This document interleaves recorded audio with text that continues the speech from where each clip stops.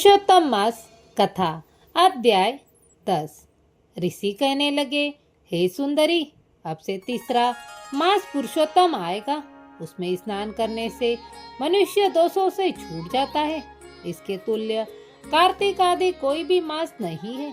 सब मास तथा पक्ष और जो भी पर्व है पुरुषोत्तम मास की 16वीं कला के बराबर भी नहीं है।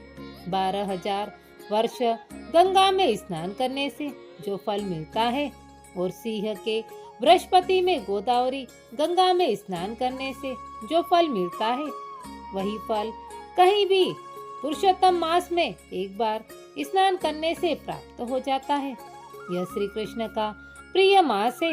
इसमें स्नान, दान, जप आदि करने से सब मनोवांछित फल की प्राप्ति होती है। इसलिए तुम भी पुरुषोत्तम मास की सेवा करो। मुनिराज कन्या को ऐसे वचन कहकर चुप हो गए। श्री कृष्ण कहने लगे, हे अर्जुन, मुनि के वचन सुनकर भावों से प्रेरित होकर वह मूढ़बाला क्रोधित होकर बोली, हे ब्राह्मण, मुझको आपके वचन ठीक नहीं लगे। माँ आदि मास किस तरह थोड़ा फल देने वाले हैं और कार्तिक आदि मास को कैसे कम कहते हो? क्या सेवा किया हुआ वैशाख मास इच्छित फल नहीं देता? यह तो मलिन मास सब कर्मों से निंदित है। हे मुने, सूर्य संक्रांति से रहित मल मास को आप कैसे श्रेष्ठ कहते हैं? इस तरह क्रोध से कहे गए ब्राह्मण पुत्री के वचनों को सुनकर ऋषि का शरीर जलने लगा और क्रोध से नेत्र लाल हो गए, परंतु फिर भी मित्र की कन्या को श्राप नहीं दिया और सोचने लगे कि कन्या मूर्ख है, अपने हित अहित को नहीं जानती।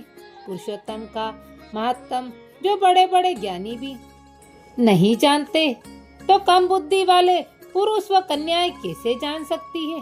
और यह बिना पिता की कन्या, दुख रूपी कन्या, अग्नि से सुलगती हुई मेरे अत्यंत उग्र श्राप को कैसे सहन कर सकेगी?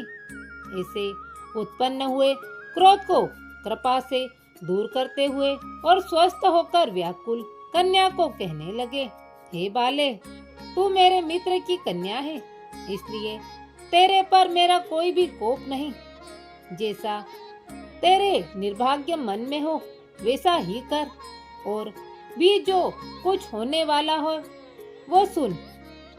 मैं कहता हूँ, तूने जो पुरुषोत्तम मास का अनादर किया है, इसका फल इस जन्म में या अगले जन्म में अवश्य होना है। क्योंकि तेरा पिता मेरा मित्र था, इसलिए तुझको श्राप नहीं देता हूँ। तू बालक है, अपने शुभ तथा अशुभ को नहीं पहचानती। तेरा कल्याण हो, मैं तो नारायण की सेवा में जाता हूँ। श्री कृष्ण कहने लगे कि ऐसा कहकर वह महाक्रोधी तपस्वी मुनि झटपट चले गए और उसी क्षण वह कन्या पुरुषोत्तम मास के अनादर से कांतिहीन हो गई और अपने मन में विचार करने लगी कि तत्काल फल देने वाली पार्वती पति श्री शंकर की आराधना करूंगी। ऐसे निश्चय कर अपने आश्रम में महान तप करने की इच्छा करने लगी। सूत बोले, वह बाला प्रबल मुनि के वचनों को निंदित कर तथा बहुत फल वाले विष्णु और ब्रह्मा को छोड़ अपने वन में आश्रम में केवल शंकर की सेवा करने लगी।